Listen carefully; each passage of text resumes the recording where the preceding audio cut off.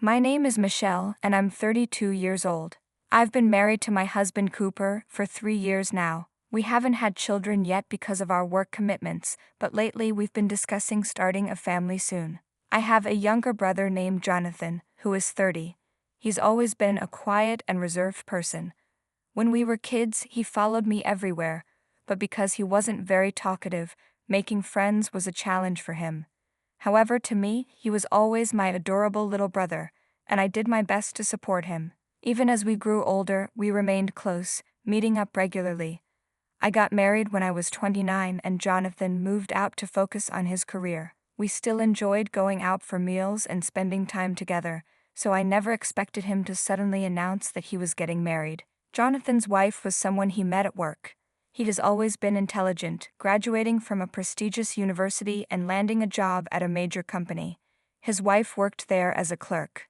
When he first showed me her picture, I was surprised. She had a flashy appearance, which didn't seem like the kind of person my introverted brother would be drawn to. Out of curiosity, I asked, "What do you like about her?" Jonathan thought for a moment before answering, "She's the complete opposite of me." At first, I was confused, but then he explained, "I've always struggled to express myself, but she speaks her mind so easily. Sometimes it's a good thing, sometimes not." Seeing him talk about her, even a little shyly, made me happy. It was rare for my quiet little brother to express his feelings like that, and I felt like he must have truly found someone special. That night, I told my husband about it. Cooper grinned and said, "Wow, looks like Jonathan is stepping up in life." Cooper is an actor and fairly well known. If you watch TV or read magazines, you'd probably recognize him. I'm a model, not an actress, but we met through work. I mainly do magazine shoots, so I don't appear on TV, but we crossed paths multiple times at photo shoots before we properly got to know each other over a meal with mutual acquaintances. Our relationship developed naturally, and after dating for a while, we got married 3 years ago. Even now, things are great between us. Sometimes I still can't believe I'm married to such a handsome actor. He always looks effortlessly cool. Although Cooper is an only child, he treats Jonathan like a real little brother. The two of them even go out for drinks together sometimes, so when Jonathan's wedding was announced, Cooper was thrilled. A few months later, on the day of the wedding, I put on a brand new dress I had bought for the occasion and had my hair and makeup done by a professional. Cooper wore a sharp suit, looking even more dashing than usual. I couldn't help but admire him and think, "Is this really my husband?" "You look especially beautiful today," he told me, making me smile. Feeling excited for my brother's big day, we headed to the wedding venue. But as soon as we arrived and entered the hall, I noticed something strange. Why isn't my name on the family table? My parents' names were there, and so was Cooper's, but mine was missing. My husband and I exchanged confused looks. "Is this a mistake?" I asked, puzzled. Even my parents were taken aback when we brought it up. They had no idea what was going on. Just as we were trying to figure things out, the bride's mother approached us with a smirk. "Oh, Michelle, you're here. I invited you, didn't I?" she said. I frowned. "What do you mean? My seat isn't prepared." She casually replied, "As you can see, we didn't prepare a seat for you." I was stunned. I was the groom's sister. Why wouldn't I have a seat? And why was the bride's mother the one telling me this? My mom immediately spoke up. "What do you mean? Michelle is Jonathan's sister. Of course, she should have a seat." But instead of responding to my mother, the bride's mom turned to Cooper, her whole demeanor changing. She even wrapped her arm around his. "Oh, but Cooper, we made sure to prepare a seat for you. Please come sit down," she said, her tone suddenly sweet and inviting. Cooper quickly pulled away from her grasp and put his arm around my shoulder. "This isn't funny," he said firmly. But the bride's mother didn't back down. She looked directly at me and said, "Anyway, Michelle, you don't have a seat, so could you leave?" Her smug expression made it clear that she was enjoying this. I was too shocked to even respond. "Got it. Let's go home," I finally said, and Cooper immediately took my hand. My parents, seeing what had happened, offered to leave with us. But I shook my head. "No. Jonathan would feel awful if you left. Please stay and attend the wedding. Cooper and I will go." As we turned to leave, the bride's mother came running after us. "Wait, Cooper," she called, breathless. Without even acknowledging me, she turned to my husband and said, "Michelle can leave, but you should stay. You'll liven up the event. Oh, and let's take a picture together." As if it was the most natural thing in the world. That was the final straw for Cooper. "Don't mess around," he snapped. Cooper is usually mild-mannered, but his anger silenced the entire room. "You insulted my wife and expected me to just go along with it? I wouldn't take a photo with someone so disrespectful." The bride's mother stood there, mouth agape. Even my parents were speechless. "Let's go, Michelle," Cooper said, taking my hand, and with that, we left the venue. Later, my parents told me that the bride's mother remained in a sour mood for the rest of the ceremony, but the wedding still proceeded as planned. Jonathan, however, had no idea what had happened. When he returned to our parents' house and heard the full story, he immediately called me. As soon as Cooper and I arrived at my parents' house, Jonathan rushed over and bowed deeply. "I'm so sorry, sis. I never meant for today to turn out like this," he said. I sighed. "Jonathan, this isn't your fault." He looked uncomfortable, hesitating before speaking again. "Hey, sis. I don't really understand why my mother-in-law did this to you. We only met her once before at the family introduction, right?" Jonathan's expression darkened. "It turns out she's jealous of you," he said hesitantly. "Jealous?" I repeated, shocked. "Apparently, she wanted to be a model when she was younger. But she never passed any auditions. She tried pushing her daughter into the industry too, but that didn't work out either. It was an unexpected revelation, and while I didn't want to be rude, I couldn't help but think, that explains a lot." When my brother revealed the reason behind all of this, I was stunned. Was that really why they had treated me so poorly?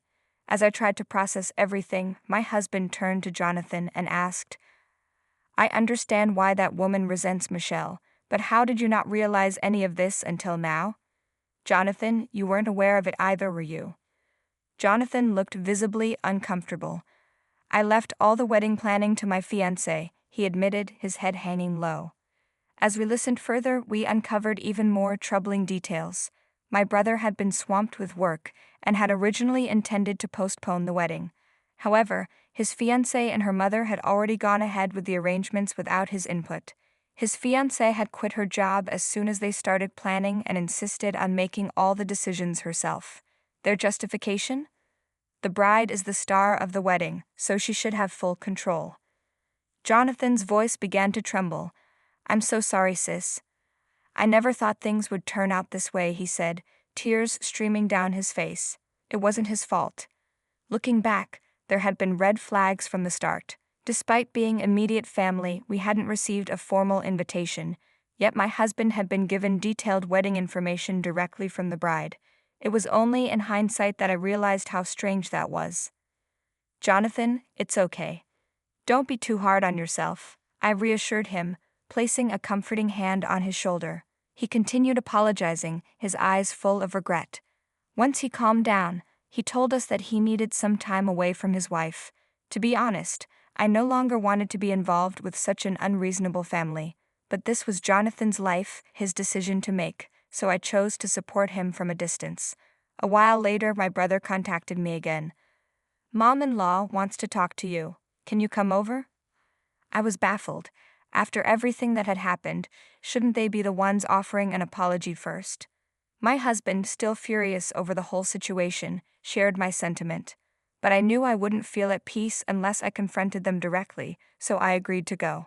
That day, Jonathan, my husband, who insisted on coming for support, and I arrived at their house together. The moment we rang the doorbell, my brother's mother-in-law noticed my husband and her voice took on an exaggerated sweetness. "Oh, Cooper, I'll open the door right away." But as soon as she saw me, her expression soured. Ignoring her hostility, I stepped inside without hesitation. In the living room, Jonathan's wife was also present, but I wasted no time on pleasantries. "You said you wanted to talk. What is it?" The mother-in-law folded her arms. "Shouldn't you apologize first?" I raised an eyebrow. "Apologize? For what exactly?" "Because of you, Cooper didn't attend the wedding. Do you know how many people were looking forward to seeing him? This is all your fault. Can't you at least say sorry?" I was dumbfounded. "Are you serious? With all due respect, isn't this situation entirely your doing? It was incredibly inconsiderate not to reserve a seat for the groom's sister at her own brother's wedding. Her lips twisted into a sneer. "You're getting too full of yourself just because you've been in some magazines." Jonathan's wife smirked and chimed in. "Yeah, just because you have a nice body, your face is decent, but there are plenty of models like you." The two of them burst into laughter, and to my shock, Jonathan's mother-in-law joined in. Before I could respond, my brother slammed his hands down. "Enough. Do you have any idea how hard my sister has worked to get to where she is? She's turned her struggles into strengths." He was right. My height had always been a sore spot for me, a trait I inherited from our father. In school, boys mocked me, calling me a giant girl. I avoided heels, constantly slouched, and tried to make myself smaller. But then one day, Jonathan said, "Sis, you should embrace your height. It's a gift." His words changed everything. I began standing tall, wearing heels confidently. The world seemed brighter. One day while I was out with my family, a scout noticed me, and that was how my modeling career began. If it weren't for Jonathan's encouragement, I never would have met my incredible husband. Thinking back on this, Cooper finally spoke up. "Michelle works hard every single day, stretching, exercising, maintaining her figure. Meanwhile, have you two even looked in the mirror before criticizing her?" His words struck a nerve. Their faces turned beet red as they lowered their heads in embarrassment. "People like you let your jealousy turn you ugly, inside and out. If you want to change, start with your attitude," Cooper continued, his presence commanding. Then Jonathan made his final decision. "I never expected you to be like this. I was ready to forgive if you had apologized, but I'm done. I want a divorce." His wife paled. No, please, not a divorce. I can't handle that." But Jonathan had come prepared. He pulled out his phone. "I recorded our conversation today, just in case." And that wasn't all. Other guests at the wedding had recorded their behavior as well. Jonathan made it clear, if she refused the divorce, he would take legal action. Cornered, she turned white as a sheet and signed the papers on the spot. Her mother, however, was livid. "This is all your fault," she screamed at me as we left. Ignoring her, we walked out. She tried pleading with Jonathan, but he was resolute. Nothing would change his mind now. Jonathan may have ended up divorced, but at least he had freed himself from a toxic family. It was undoubtedly for the best. On the way home, Cooper chuckled. "Michelle, you and I need to thoroughly screen Jonathan's next partner." Jonathan let out a small, tired smile. "Yeah, you're right. Next time, my sister and brother-in-law will have to approve first. But I think I'll take a break from marriage for a while." When we told our parents about his divorce, they were overjoyed. They knew he had dodged a lifetime of misery. That night, we threw a big celebration to support him. Meanwhile, his ex-wife, who had impulsively quit her job, found herself unemployed and struggling. She even had the nerve to blame our parents for spoiling Jonathan. But none of that mattered. My brother was finally free, and we continued having warm, happy family gatherings. I truly hoped that when the time was right, he would find someone who truly deserved him. Thanks for watching. See you in the next video. Stay tuned.